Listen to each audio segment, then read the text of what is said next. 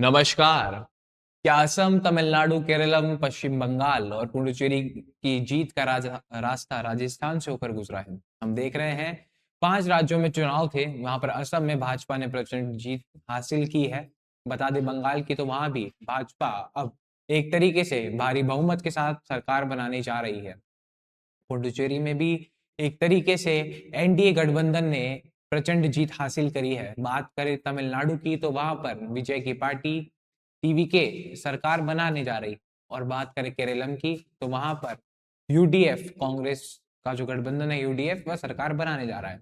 जैसे इन 5 राज्यों में अब चुनावी नतीजे साफ साफ दिखाई देने लगे हैं, राजस्थान में एक तरीके से जश्न का माहौल है। बता दें कि भजनलाल शर्मा के लिए कहा जा रहा है कि दिल्ली और हरियाणा के बाद जब उन्होंने पश्चिम बंगाल में भी दौरा किया, तो एक तरीके से वहां का भी जीत का रास्ता खोल दिया। वही बात करें केरलम की, तो सचिन पायलट की रैलियां और उनके जो इलेक्शन मैनेजमेंट था, लोग कह रहे हैं उसकी बदौलत सचिन पायलट ने एक तरीके से केरलम में कांग्रेस को चुनाव जितवा दिया है। बात करें झालमुड़ी की, जो बहुत ज्यादा फेमस हो रही है इस समय भारत में, क्योंकि वो बंगाल से निकलकर हर एक राज्य में अब फैलती जा रही है। हम देख रहे हैं किस प्रकार से झालमुड़ी एक तरीके से जीत का सिंबल बन गया है। हम देख रहे हैं किस प्रकार झालमुड़ी खाई जा रही है और लगातार जश्न मनाया जा रहा है। वो कोई सा भी कार्यालय हो, चाहे राजस्थान कार्यालय की बात करें जो राजस्थान का यहाँ पर बीजेपी का कार्यालय है, फिर हम दिल्ली की बात करें, चाहे हम हरियाणा की बात करें, पूरे देश में जश्न है।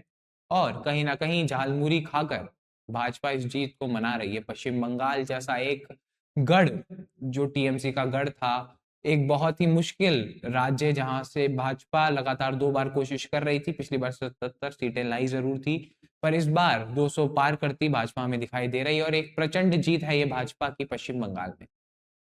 अब बात कर लेते हैं 2027 में आने वाले चुनावों की। तो मुख्य रूप से उत्तर प्रदेश और पंजाब पर सबकी नजर होगी। लगातार ये खबरें भी हैं कि उत्तर प्रदेश में तो भाजपा एक तरीके से कमान संभाल लेगी और वहां पर योगी आदित्यनाथ फैक्टर जो है, बुलडोजर बाबा, वो एक तरीके से चुनाव जिता ले जाएंगे भाजपा को। पर अब सबसे ज्यादा मेहनत उनको करनी पड़ेगी पंजाब में। पंजाब में आम आदमी पार्टी की सरकार है, भगवंत मान मुख्यमंत्री हैं, पर हमने देखा किस प्रकार से आम आदमी पार्टी में टूट हुई।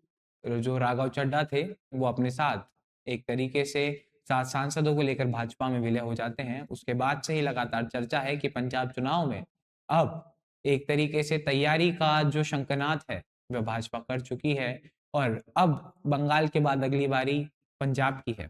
वहीं बात करें 2028 में, तो राजस्थान में भी चुनाव है, उसकी हम झलकियां देख चुके हैं। टॉक जहां से सचिन पायलट विधायक है, वहां पर राष्ट्रीय अध्यक्ष भाजपा के नितिन नबीन की रैली होना, राधा मोहन दास अग्रवाल का वो बयान देना, उसके बाद से ही लगातार सुक्खू का हट तेज है कि बंगाल चुनाव जीतने के बाद एक तरीके से आराम और जश्न में समय बर्बाद नहीं कर रही है भाजपा। अब मिशन 2027 और 2028 में जुट चुकी है। देखना होगा। सबसे बड़ी बात, जो पैटर्न पंजाब में चलता आ रहा था, जहां पर भाजपा को मेहनत करनी पड़ेगी, वो जीत पाती है कि नहीं। और 2028 में जहां पर राजस्थान का पैटर्न ये कहता है एक बार कांग्रेस, एक बार बीजेपी, एक बार कांग्रेस, एक बार बीजेपी, तो क्या इस पैटर्न को तोड़ने में कामयाब होगी बीजेपी? क्योंकि अगर बीजेपी यहाँ सरकार रिपीट करती है, तो आने वाले समय में कांग्रेस के लिए यहाँ मुश्किलें बढ़ सकती है। सबसे बड़ी बात, सचिन पायलट एक तरीके से केरलम में कांग्रेस को चुनाव जिताकर ला रहे हैं। जीत का सेहरा उनके सर बनता दिखाई दे रहा है और कहीं ना कहीं चीजें अब यहाँ से कांग्रेस पार्टी के अंदर भी सही नहीं होगी, क्योंकि अगर सारा श्रेय सचिन पायलट को मिल जाएगा, तो जादूगर क्या करेंगे?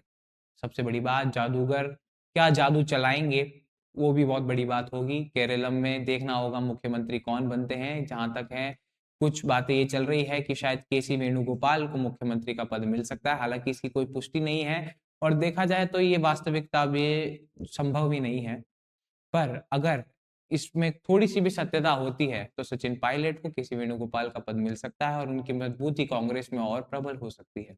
सबसे बड़ी बात कि सचिन पायलट अब यूपी जाएंगे, पंजाब में भी जाएंगे शायद अगले साल का जो चुनाव प्रचार है उन सबके लिए, और कांग्रेस को किस मजबूती के साथ उन मंचों पर खड़ा कर पाएंगे। और सबसे बड़ी बात, जो खुद की सीट है टोंक, ये सारी राष्ट्र में घूम घूम कर एक तरीके से भारत भ्रमण करते करते कहीं वह खुद की सीट को तो कमजोर नहीं कर लेंगे, क्योंकि भाजपा ने अब तो टोंक में धावा बोल दिया है और सचिन पायलट के खिलाफ मोर्चा खोल दिया है। सबसे बड़ी बात कि आने वाले चुनावों में क्या भाजपा फिर से ऐतिहासिक जीत हासिल कर एक तरीके से मजबूती के साथ आगे बढ़ेगी, या कांग्रेस कुछ कमाल दिखा पाएगी? ये तो आने वाला समय ही बताएगा, आने वाले चुनाव ही बताएंगे।